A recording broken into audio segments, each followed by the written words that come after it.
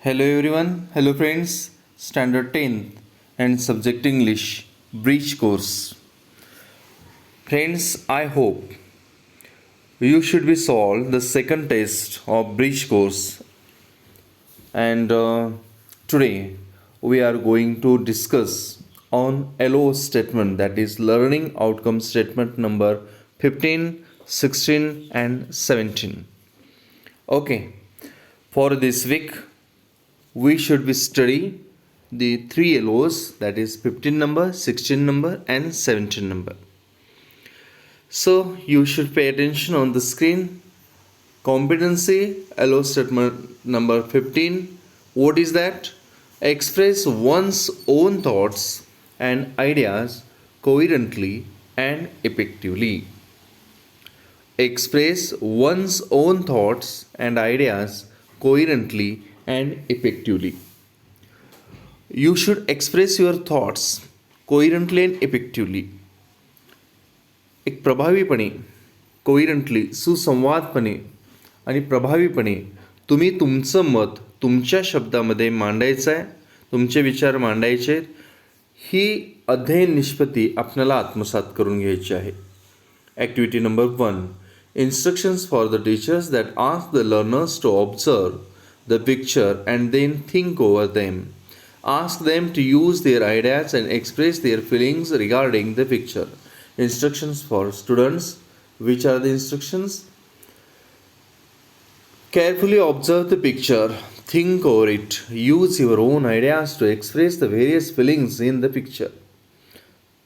दिलेले चित्र हे काळजीपूर्वक निरीक्षण करा. त्या चित्रावरती विचार करा अँड त्यानंतर तुमचं मत various feelings in the picture, त्या चित्रातील वेगवेगळ्या भावभावना ज्या काही दर्शवलेल्या आहेत त्या तुमच्या शब्दात सांगा. Picture observation. In this activity you are going to observe a picture and write down the various feelings in and emotions of different people. Also use your ideas to express your feelings. आता या ठिकाणी दिलेलं जे चित्र आहे, एक उदाहरणार्थ आपल्याला या ठिकाणी दिलेलं चित्र आहे. या चित्राचं आपण निरीक्षण करायचं आहे आणि निरीक्षण केल्यानंतर या चित्रातील वेगवेगळ्या व्यक्तींची, वेगवेगळ्या पर्सनचे जे काही वेगवेगळे भाव, वेगवेगळ्या भावना, फिलिंग्स, इमोशन्स, एक्सप्रेशन्स ज्या काही तुम्हाला वाटतात त्या तुम्ही तुमच्या शब्दामध्ये व्यक्त करायच्या आहेत. फॉर एक्झाम्पल, या ठिकाणी जर आपण पाहिलं तर डॉग हा चेस करायला लागलेला आहे या व्यक्तीचा, तो खूप घाबरलेला आहे. तर घाबरलेली ही या ठिकाणची फिलिंग आहे. अगदी आपण या बाजूला जर पाहिलं तर मुलं अगदी मस्त आनंद घ्यायला लागलेत खेळण्याचा, तर इथे एन्जॉयबल थिंग आहे. तर अशा इथे हॅपी मूड आहे. तर वेगवेगळे मूड, भावभावना ज्या चित्रात आपल्याला दिसत आहेत त्या आपल्या शब्दामध्ये आपण व्यक्त करायची ही ॲक्टिव्हिटी आहे. Okay. Observe picture carefully and write down each and every point, description, feeling in your own word. Okay. Now we will discuss the next point. It may be, आता या ठिकाणी काही वर्णन करून दाखवलेलं आहे, तेही आपण पहा. हे चित्र तुम्ही पाहिल्यानंतर तुमच्या लक्षात येईल. नेक्स्ट, या चित्राचं वर्णन या ठिकाणी केलेलं आहे. In this picture I can see many people. In this picture I can see many people doing various activities. Which activities? Some children are playing in the garden. They are very happy. आता या ठिकाणी happy हा mood या ठिकाणी दर्शवलेला आहे. A dog is chasing a boy. He is very scared. तो कुत्रा त्या मुलाला पाठलाग करतोय, त्यामुळे तो मुलगा खूप घाबरलेला आहे. सम आर स्क्रीमिंग इन अँगर, some are joyous and some are frightened. Little ones are enjoying. They love the games. या पद्धतीनं आपण वर्णन करावयाचे आहे. ओके. दिलेल्या पिक्चर पाहणं, चित्र पाहणं किंवा तसा सीन, चित्र किंवा सीन, तसं दृश्य जरी आपल्याला कुठं बाहेर समाजात दिसलं तर ते पाहणं आणि त्याच्यावरती विचार करणं आणि आपण आपलं मत मांडणं ही ॲक्टिव्हिटी आपल्याला या ठिकाणी पूर्ण करायची आहे. Now here is an emotional wheel. Draw the emojis related to the emotions. Show the various pictures of feelings and emotions and ask them to identify the mood. Also ask them to speak in a single line on every feeling or every emotion. अशा प्रकारचे वेगवेगळे चित्र तुम्ही पहा आणि त्या प्रत्येक चित्रातून किमान एका वाक्यामध्ये आपणाला ती फिलिंग व्यक्त करता यावी आणि तुम्हाला ते लिहिता यावं. Next, play the various games to give them the chances to express their feelings confidently and effectively. At the end of this activity, the learners will learn various feelings and emotions and able to express themselves. Second activity, instructions for students पहा. Carefully observe the picture. चित्र अतिशय लक्षपूर्वक निरीक्षण करा. Think for a minute and then ask them to express their feelings. विचार करा आणि मग आपलं मत व्यक्त करा. Observe, think and tell. आपली लर्निंग ॲक्टिव्हिटी कोणती आहे पहा. Observe, think and tell. निरीक्षण करा, विचार करा, तदनंतर सांगा. The learner will observe the picture, think over it and then tell him or her feelings, ideas about the picture. For example, solve demo activity या ठिकाणी दिलेली आहे. आपणाला या ठिकाणी हे एक चित्र दिसतं. You will observe it. Okay, observe carefully. दोन व्यक्ती आपणाला दिसतात, त्याच्या मागचं बॅकग्राऊंडही पहा. आता या चित्राचं निरीक्षण केल्यानंतर आपणाला एक लक्षात येतं की या ठिकाणची एक व्यक्ती जी आहे त्या व्यक्तीचा पेहराव हा अतिशय व्यवस्थित आहे. कदाचित तो श्रीमंत असावा हे असं आपणाला वाटतं. आणि दुसरी व्यक्ती आहे की ज्याचा पेहराव हा व्यवस्थित नाही आहे. कदाचित तो भिकारीसुद्धा असावा आणि तो भिकारी त्या व्यक्तीला काहीतरी भीक मागतोय असंही असावं, असंही तुम्ही वर्णन करू शकता. किंवा त्यांच्या दोघांच्यात कोणता तरी संवाद सुरू आहे की जो तुम्हाला वाटतो, तो तुमच्या निरीक्षणातून जो संवाद वाटतो तोही तुम्ही लिहू शकता या पद्धतीनं. किंवा जर तुमची आणखीन दुसरी कुठली थिंकिंग झाली या चित्राला पाहून तर तीसुद्धा तुम्ही लिहू शकता. कारण की जो व्यवस्थित पेहराव असलेली व्यक्ती, जी श्रीमंत व्यक्ती वाटते की त्याचा हाताची डिरेक्शन आतल्या बाजूला आहे, बरोबर. त्यामुळे हे दोन कोण आहेत, कदाचित फ्रेंड आहेत किंवा काय स्पाय खात्यातील आहेत किंवा हेरगिरी करणारे आहेत. अशी जरी तुमची थिंकिंग असेल तर, किंवा कोणता तरी माग यांना लागलेला आहे, कोणता तरी क्लू मिळालेला आहे कोणत्या तरी गुन्ह्यासंबंधी, क्राईमसंबंधी, आणि ते काहीतरी कोडवर्डमध्ये सांगायलेत, अशी जरी तुम्ही थिंकिंग तुमची झाली तरी त्या पद्धतीने तुम्ही लिहू शकता. पण सरळ सरळ समोर दिसणारं चित्र असं आहे की एक त्यातला भिकारी आहे आणि दुसरा एक वेल्दी पर्सन आहे, तो भीक मागायला लागलेला आहे. याचं वर्णन, त्या फिलिंग तुम्ही करू शकता. या ठिकाणी एक सॉल्व ॲक्टिव्हिटी दिलेली आहे, तुम्हाला डेमो दिलेला आहे. I can see two people in the picture. One is very poor and torn clothes, another is rich one like a gentleman. या ठिकाणी दिलेलं आहे. या पद्धतीनं तुम्ही हे वाचा आणि या अनुषंगानं तुम्ही हे वर्णन करा. नेक्स्ट पिक्चर आपल्याला दिलेलं आहे. Now look at the picture, observe it and express your views and ideas regarding the picture. आता हे प्रॅक्टिस वर्क तुम्हाला दिलेले. दोन चित्र आपण पाहिली. आता दोन चित्र पाहिल्यानंतर हे तिसरं जे चित्र आहे, या चित्राचं वर्णन तुम्ही करायचं आहे. आता हे चित्र जे आहे हे कोणतं आहे पहा. एक क्लासरूममधलं हे चित्र आहे. आता या क्लासरूममध्ये मधील या चित्रामध्ये ब्लॅकबोर्डजवळ दोन मुलं काय करायला लागले आहेत, इकडे बाजूचे मुलं काय करले आहेत, कोण रीडिंग करायला लागले, कोण लापिंग आहे, कोण चॅटिंग आहे, कोण काय करलेत, कोण काय बोलायला लागलेत, असं तुम्हाला जे काही वाटतं त्याबद्दल तुम्ही तुमच्या फिलिंग तुमच्या शब्दात या ठिकाणी मांडावयाच्या आहेत. ओके, नेक्स्ट एक्सटेन्शन ॲक्टिव्हिटी तुम्हाला सांगितलेली आहे. Whenever you come across such type of pictures or scenes, carefully observe them and try to tell your feelings about them to your friend in English. अशा प्रकारच्या जेव्हा तुमच्या समोर काही परिस्थिती, चित्र, दृश्य येतील तर तुम्ही काळजीपूर्वक निरीक्षण करा आणि त्यानंतरच आपलं मत नोंदवा किंवा मित्रांशी त्याबाबतीत इंग्रजीत बोला. Focus on pronunciation, thinking skill, the flow of speaking and observation skill. Takeaway: at the end of this activity, the learners will try to develop their thinking skill and then express his or her ideas and feelings coherently and confidently. अगदी सुसंवादपणे आणि आत्मविश्वासपूर्ण तुम्ही तुमचं मत व्यक्त करा. तुमची thinking skill positively express करा, वाढवा, विस्तृत करा. Next, ELO number 16.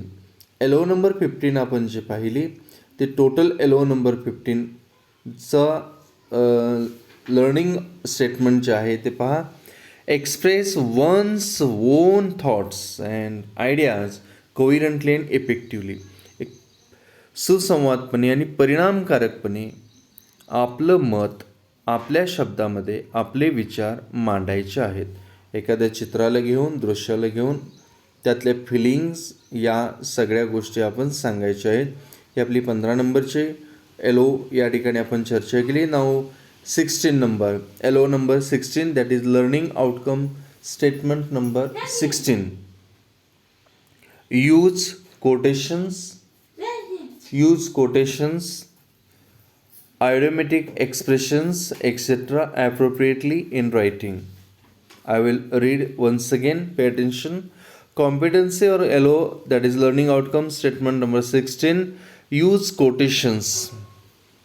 Use idiomatic expressions, etc. appropriately in writing.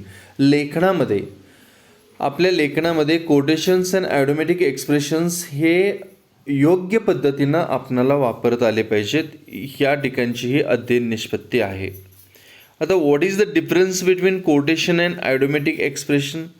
तर कोटेशन्समध्ये आणि आयडोमॅटिक एक्सप्रेशनमध्ये खूप मोठा फरक आहे, तोही लक्षात घ्या. ओके, या ठिकाणी सूचना फॅसिलिटीसाठी काय आहेत पहा. Understand the difference between quotation and idiomatic expression and use quotations, idiomatic expressions, etc. appropriately and to make the language more effective. तुमची भाषा अधिक समृद्ध, अधिक परिणामकारक बनवण्यासाठी कोटेशन्स आणि या ऑटोमॅटिक एक्सप्रेशन्सचा वापर हा योग्य पद्धतीनं होणं आवश्यक आहे. स्टुडंटसाठी इन्स्ट्रक्शन काय आहेत पहा. सम एक्झाम्पल्स ऑफ कोटेशन्स और automatic expressions are given below and read them carefully and classify accordingly. या ठिकाणी काही ऑटोमॅटिक एक्सप्रेशन दिलेले आहेत तर काही कोटेशन दिलेले आहेत. त्यांचं वर्गीकरण करा आणि समजून घ्या की काय फरक आहे तो. आपण बघूया पहा. तर लर्निंग ॲक्टिव्हिटीमध्ये आपल्याला या ठिकाणी हे जे विधान दिसतं, Swaraj is my birth right and I shall have it. Lokmanya टिळकांचं हे वाक्य आहे. स्वराज्य हा माझा जन्मसिद्ध हक्क आहे आणि तो मी मिळवणारच. Swaraj is my birth right and I shall have it. आता हे जे वाक्य आहे तर हे कोटेशन म्हणून आपण पाहू शकतो. ओके, पुढचं आणखीन पुढं काही वाक्य आहेत बघा. Keen jerk reaction, daredevil, go getter, only two things are infinite, the universe and stupidity.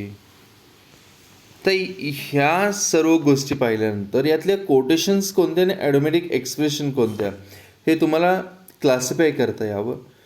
उदाहरण आता पहा की आपण डेफिनेशन पाहूया कोटेशनची काय आहे. A quotation is an impactful statement of any great person made at the specific situation being praised and used by many all times. कोटेशनचे असे एक इम्पॅक्टफुल वाक्यविधान असतं की एखाद्या महान व्यक्तीकडून ते झालेलं असतं एखाद्या विशिष्ट परिस्थितीमध्ये आणि त्याची स्तुती कौतुक होतं आणि ते वाक्य वारंवार अशा परिस्थितीमध्ये पुन्हा काही बऱ्याच लोकांच्याकडून वापरलं जातं ते quotation. Note therefore a quotation is used in present form like अलीकडच्या काळात काही वापरले जाणारे कोटेशन, उदाहरणार्थ John Keats says beauty is truth and truth is beauty. Oliver Goldsmith says where wealth accumulates men decay. या पद्धतीची quotations ही प्रसिद्ध आहेत. तर आयडियोमॅटिक एक्सप्रेशन ह्या कोणकोणत्या येतील, तर वरील विधानातील या ठिकाणच्या या आयडियोमॅटिक एक्सप्रेशन्स या ठिकाणी दिलेले आहेत. It is a phrase. Idiomatic expression कशाला म्हणणार आपण, त्याची डेफिनेशन पहा. It is a phrase or a group of words which has a different meaning that the actual words used. Idiomatic expression ही अशी एक फ्रेज आहे, वाक्यप्रचार आहे किंवा एक शब्दांचा असा ग्रुप आहे की which has different meaning than the actual words used. त्या फ्रेजमध्ये जे शब्द वापरलेले आहेत तर त्या शब्दांचा शब्दशः अर्थ न होता, ॲक्च्युअल मिनिंग न होता, वेगळ्या अर्थानं ते वापरले जातात. असे फ्रेझिस किंवा असे शब्दांचे गट त्याला आपण आयडियोमॅटिक एक्सप्रेशन म्हणणार. फॉर एक्झाम्पल पहा, cool as a cucumber, calm is a difficult or frustration, don't judge a book by its cover. तर ही जी विधानं आहेत किंवा हे जे शब्दसमूह या ठिकाणी आपण पाहतो त्यांचा शब्दशः अर्थ नाही तर वेगळा अर्थ होतो. डोंट जज anything by its appearance, practice write in your words. आता तुम्हाला लक्षात आलं असेल की कोटेशन म्हणजे काय या ठिकाणी लिहायचं आणि आयडम्स म्हणजे काय या ठिकाणी लिहायचं. Use the above idioms in your own sentences, use the above quotations in your writing. Extension parallel ॲक्टिव्हिटीसुद्धा तुम्हाला या ठिकाणी दिलेले आहे. Find the idioms from the course book and use them in your sentences. आपल्या पुस्तकातील संबंध पुस्तकातील असे आयडम्स ज्या आहेत ते शोधून लिहा आणि त्यांचा वाक्यात उपयोग करा. Next activity number 2, instructions for teacher and parents. काय पहा, motivate the learners to understand and use the idiomatic expressions effectively by supporting them to solve the following activity. Instructions for students. Read the following idiomatic expressions carefully, try to guess the meaning. दिलेले idiomatic expressions या काळजीपूर्वक वाचा, त्यांचा अर्थ काय असू शकेल याचा तर्क करा. And complete the sentences with proper idiomatic expression. या ठिकाणी आपल्याला ब्रॅकेटमध्ये काही आयडियोमॅटिक एक्सप्रेशन दिलेले आहेत. उदाहरणार्थ barrel of laugh, down to earth, daredevil, break a leg, गो गेटर. तर या शब्दांचा नेमका अर्थ काय आहे हा तर्क करा. या ठिकाणी हे शब्द भरा. तुम्हाला जे वाटतं या क्षणाला ते शब्द तुम्ही भरा रिकाम्या जागी. Raj always getting more than his ability, it is really his काय, रिअली गुड लक. आता गुड लक या अर्थाने या ठिकाणचा कोणता शब्द आलेला आहे तो त्या ठिकाणी तुम्ही भरायचा. Wearing slippers with tie and coat is काय आहे गोष्टी. टाय अँड कोट परिधान करून खाली जर पायात आपण स्लीपर वापरत असू तर त्याला काय म्हटलं जातं. हे जे या ठिकाणी योग्य त्या ऑटोमॅटिक एक्सप्रेशन भरल्या आणि भरून झाल्यानंतर पुन्हा त्या एक्सप्रेशनचा अर्थ तुम्ही काय गेस केला आणि नेमका काय अर्थ आहे तो या ठिकाणी दिलेला आहे. Match the following idioms with their appropriate meaning. या ठिकाणी ॲन्सरही दिले. आयडम्स या ठिकाणी 1 2 3 4 5 दिलेले आहेत. मिनिंग या ठिकाणी ABCDE मध्ये दिलेले आहे. आणि ॲन्सर म्हणून आता उदाहरणार्थ बॅरल ऑफ लाफचं E हा पर्याय आहे. E काय सांगितलं आहे, someone who is very funny. Someone who is very funny त्याला बॅरल ऑफ लाफ याचा अर्थ someone who is very funny, एखादं कोणतरी खूप गमतीशीर या अर्थानं. Down to earth. Down to earth a sensible and realistic person, एक व्यावहारिक व्यक्ती या अर्थानं. ड्रेडेविल मीन्स बी काय सांगितले, means someone who text unnecessary risk. गरज नसताना ज्या वेळेला अशा खूप काही धोके स्वीकारले जातात, घेतले जातात अशी व्यक्ती ड्रेडेविल या अर्थाने तर अर्थ दिलेले आहेत. हे पहा आणि आता या ठिकाणी तुम्ही भरलेले शब्द हे योग्य आहेत का खात्री करा. नसेल तर त्या पद्धतीनं वाक्याला अनुषंगानं जे शब्द आवश्यक आहेत ते ॲडोमॅटिक एक्सप्रेशन तुम्ही वापरून पूर्ण करा. Use the abundance in your own sentences. तुमच्या स्वतःच्या वाक्यातसुद्धा ते वापरा. असे काही घटना तुमच्या डे टू डे लाईफमध्ये घडत असतील तर तिथं ते एक्सप्रेशन्स वापरा. ओके. एक्सटेन्शन ॲक्टिव्हिटी तुम्हाला दिलेली आहे की English newspaper and list at list काय सांगितले, रीड एनी इंग्लिश न्यूजपेपर, कोणताही एक इंग्रजी वर्तमानपत्र वाचा. And list at least 10 idioms and try to understand how they are used in sentences. आणि त्या ॲडम्स कशा पद्धतीनं वापरले गेलेले आहेत यांचाही शोध घ्या, ते शिका. Okay. Next activity number 3, instructions for teachers and parents and facilitators. पहा काय दिलेले आहे. Idiomatic expressions carry the culture and tradition. With the following expressions try to understand the cultural and traditional background and make students aware to understand the difference impact and cultural and traditional background. Students, read the following short passage and try to understand the difference between two countries' cultural and traditional background while using idiomatic expression. Be careful while using idiomatic expressions, and it's very interesting to learn to use the proper idiomatic expressions.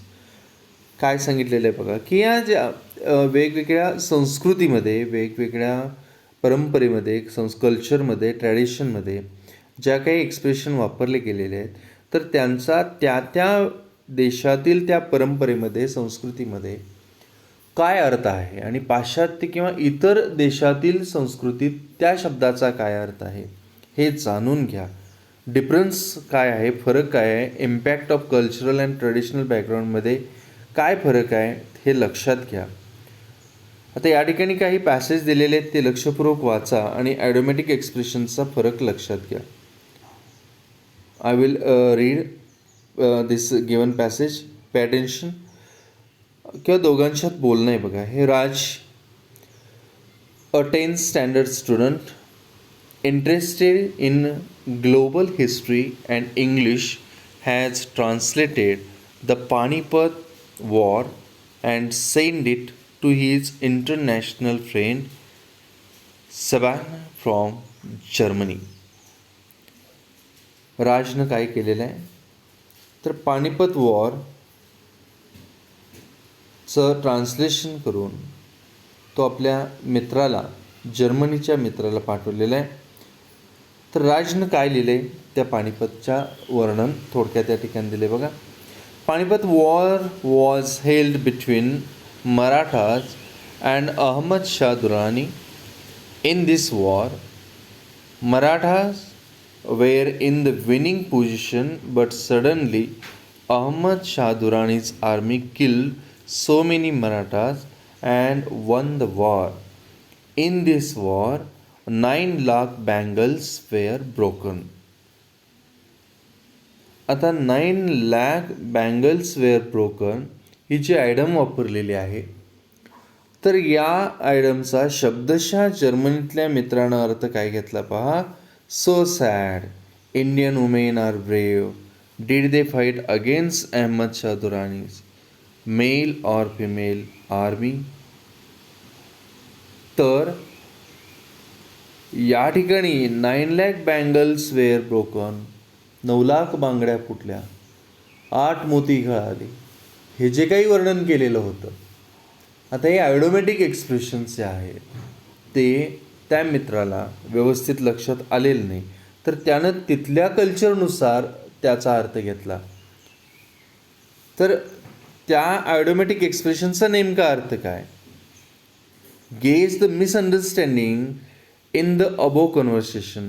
या वरच्या संवादामध्ये जे misunderstanding झालेलं आहे ते लक्षात घ्या. Tell the reason for the misunderstanding. काय रिझन आहे तेही सांगा. आणि कल्चरनुसार, ट्रॅडिशननुसार वेगवेगळे अर्थ, तिथं वेगळे अर्थ त्या शब्दाचे, इथं वेगळे अर्थ. Try to remove the misunderstanding by using proper words, phrases instead of 9 lakh bangles were broken. च्या ठिकाणी नेमकं काय पाहिजे होतं, तर शब्दशः ट्रान्सलेशन केल्यामुळं आणि त्याला या ऑटोमॅटिक एक्सप्रेशनचा अर्थ माहीत नसल्यामुळं जर्मन कल्चरमध्ये आणि इंडियन कल्चरमध्ये हा जो डिफरन्स आहे, तर त्या डिफरन्समुळं अर्थ वेगळे जे होतात आणि मिसअंडरस्टँडिंग होतं. या गोष्टीही लक्षात घ्या. सॉल्ड ॲक्टिव्हिटी डेमो या ठिकाणी दिलं आहे बघा. आणखीन एक, a squirrel's role can play the small role. आता उदाहरणार्थ स्क्वॅरल रोल म्हणजे काय, can play the small role, एक छोटी खारीचा वाटा आपण जो म्हणतो कोणत्याही कार्यामध्ये खारीचा वाटा. स्क्वॅरल्स रोल आपण मराठीमध्ये म्हणतो खारीचा वाटा उचल. कोणतंही कार्य मोठं होत असताना त्यात आपलं योगदान छोटं तरी असावं आणि या योगदानालाच एक खारीचा वाटा म्हणून शब्द बोलला जातो. तर it's Indian expression with Ramayana tradition, त्यावेळेला सुद्धा हे वापरले गेलेलं आहे. When God Ram and his army were building a bridge over the sea to reach the Sri Lanka. Squirrel also helped them. Out of this myth, the phrase "a squirrel's role" is used for small and honest help. But be careful, a foreigner may not understand it. पण फॉरेनरला याचा अर्थ लक्षात येणार नाही. Okay, तर तो त्या अर्थानं आपण सांगितलं पाहिजे की स्क्वॅरल्स रोल म्हणजे can play the small role in any work that is small and honest help, या पद्धतीनं. आता पास्ट आउट या एक्सप्रेशनचा, आयडियल एक्सप्रेशनचा, ऑटोमॅटिक एक्सप्रेशनचा काय अर्थ होतो आहे. भारतामध्ये पास्ट आउट जर आपण शब्द वापरला तर I passed out the examination. Okay, की परीक्षा उत्तीर्ण झालं, खूप छान गुणांनी उत्तीर्ण झालं.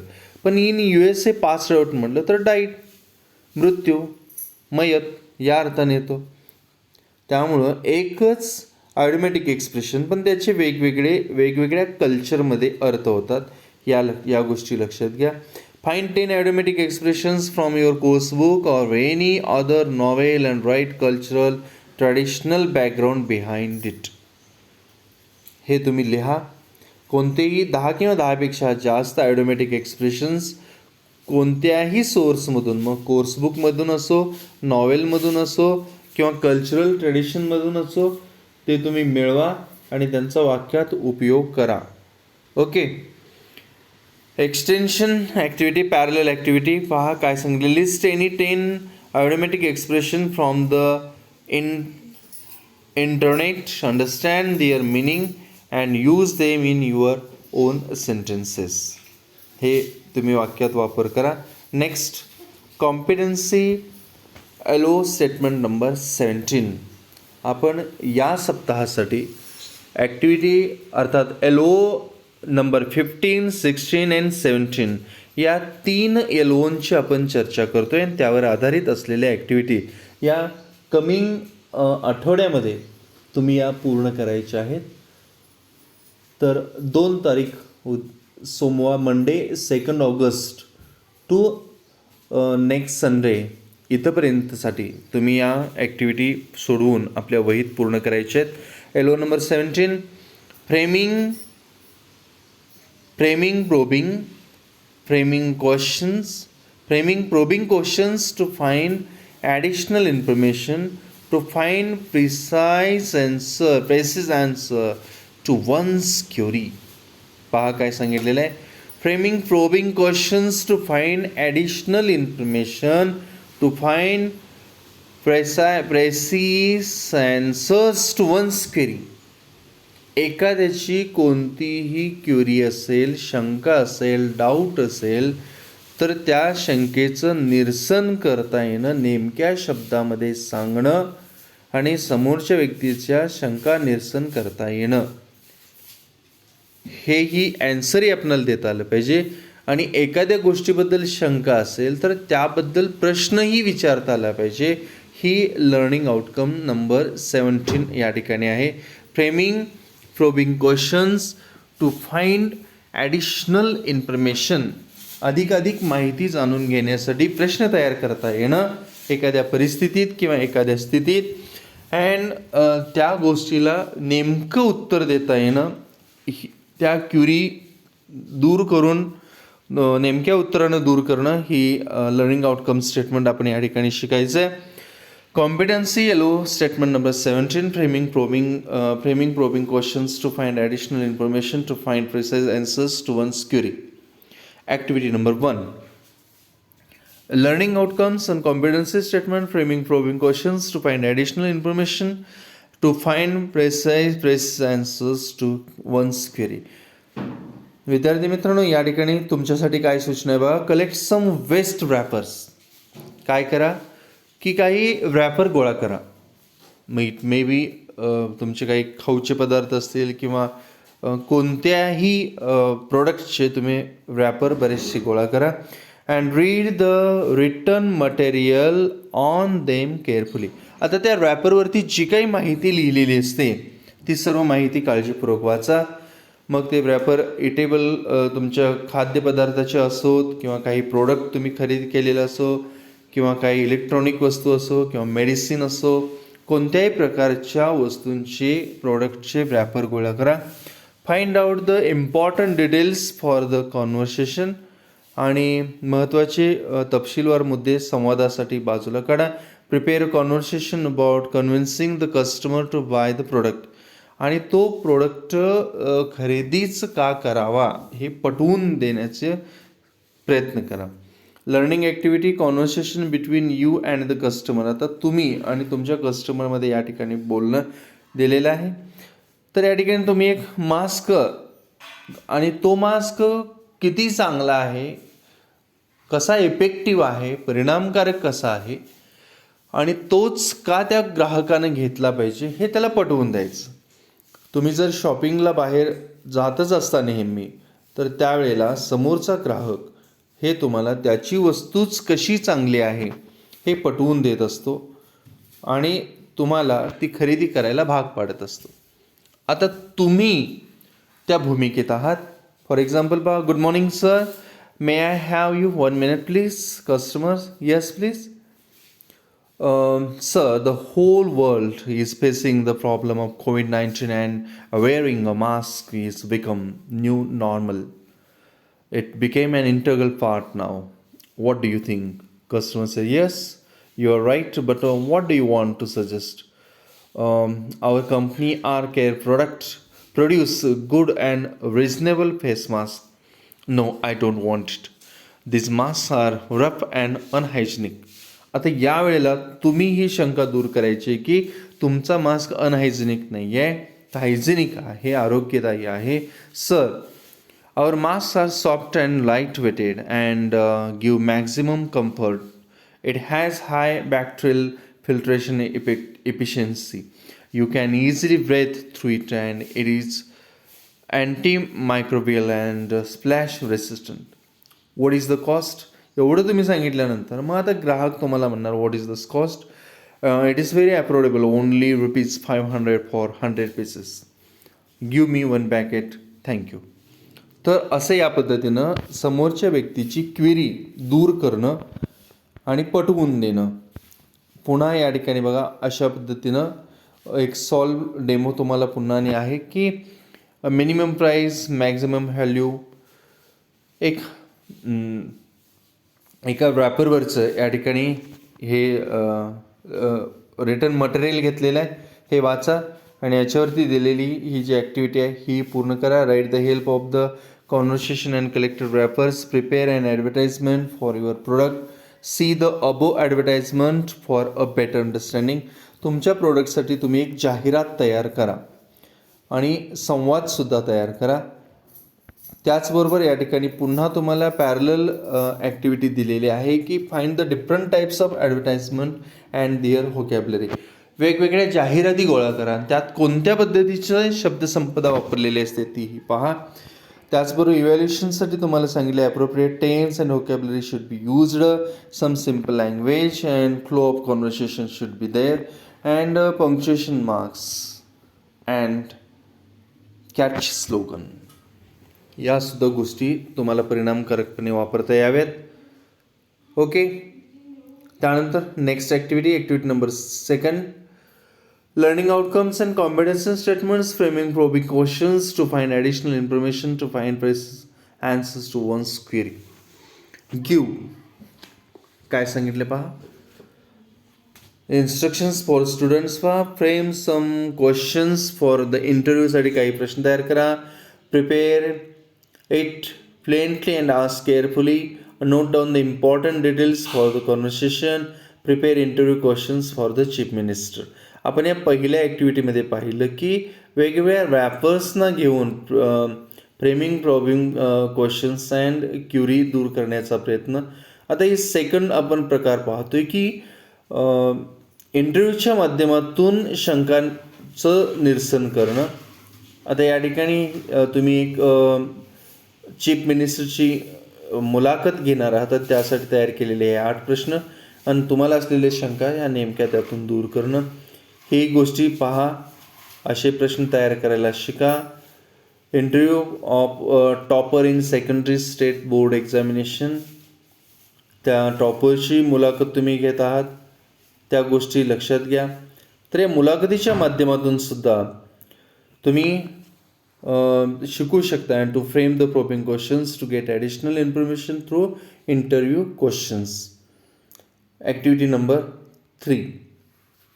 या ठिकाणी काय सांगितले बघा.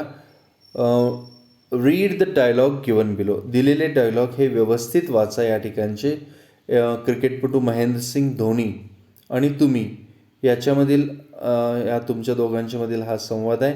आणि हे वाचून झाल्यानंतर you can take help from the above activity to develop a dialogue. आणि या दिलेल्या डायलॉगचाच या कॉन्व्हर्सेशनचाच तुम्ही वापर करून पुन्हा तुम्ही पुढं अतिशय परिणामकारकपणे डायलॉग तयार करू शकता. Develop a dialogue between you and your father discussing the sport you both like. तुम्हाला आणि तुमच्या वडिलांना आवडणारा एक जो खेळ प्रकार असेल त्या दोघांचेही आवडत्या एका खेळ प्रकारावर तुम्ही बोलू शकता.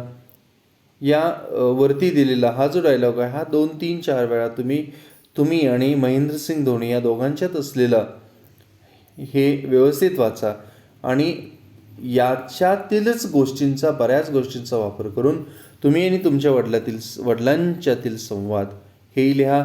Develop a dialogue between you and your mother about making tea. Develop a dialogue between you and your teacher about how to solve a paper in 3 hours. 3 तासातच कसे सोडवावेत पेपर. हे महेंद्रसिंग आणि धोनी हे जर तुम्ही व्यवस्थित काळजीपूर्वक वाचला संवाद तर तुम्हाला या तिन्ही गोष्टीतील कोणतीही गोष्ट परिणामकारकपणे सिद्धीस नेण्यासाठी ज्या काही गोष्टी आवश्यक आहेत त्या सगळ्या तुम्ही या ठिकाणी पूर्ण करू शकता. त्यात बऱ्याचशा छान छान स्ट्रॅटेजी जो महेंद्रसिंग धोनी न आखलेल्याने आपण क्रिकेट पाहत असताना त्याचा खेळ आणि मेंटल गेमही आपण अतिशय लक्षपूर्वकपणे सगळ्यांनी पाहिलेला आहे. या सगळ्या गोष्टी स्ट्रॅटेजी या ठिकाणी दिसून येतात. त्या स्ट्रॅटेजीचा वापर या 3 डायलॉगमध्ये तुम्ही करू शकता. Then find the different types of dialogues and their vocabulary. एव्हॅल्युशनसाठी जे सांगितलं आहे ते पूर्ण करा. प्रॉपर इंट्रोडक्शन अँड बिगिनिंग या वरच्या डायलॉगमध्ये दिलेले आहे त्या पद्धतीनं तुम्ही वापरावी. Simple language and flow of conversation असावा. ओघवतेपणा असावा, भाषेत ओघवतेपणा असावा. Punctuation marks should be used appropriately whenever necessary. आणि योग्य त्या ठिकाणी punctuation mark, sequence of the dialogue व्यवस्थित and proper layout and conclusion व्यवस्थित शेवट असावा. एवढ्या गोष्टी तुम्ही केल्यानंतर you can learn to frame the probing questions to get additional information through developing dialogue. या पद्धतीनं तुम्ही हे अधिकाधिक जाणून घेऊ शकता. Okay friends, in this way we have discussed the 3 LOs. LOs number 15, 16 and 17. या 3 LO and त्याच्यावर आधारित ज्या बेस्ड ॲक्टिव्हिटीज आहेत यांची चर्चा आपण केलेली आहे. Okay friends, all of you must solve this activities based on this given LOs and write down in your notebook. Okay, thank you very much for watching this video. Thank you.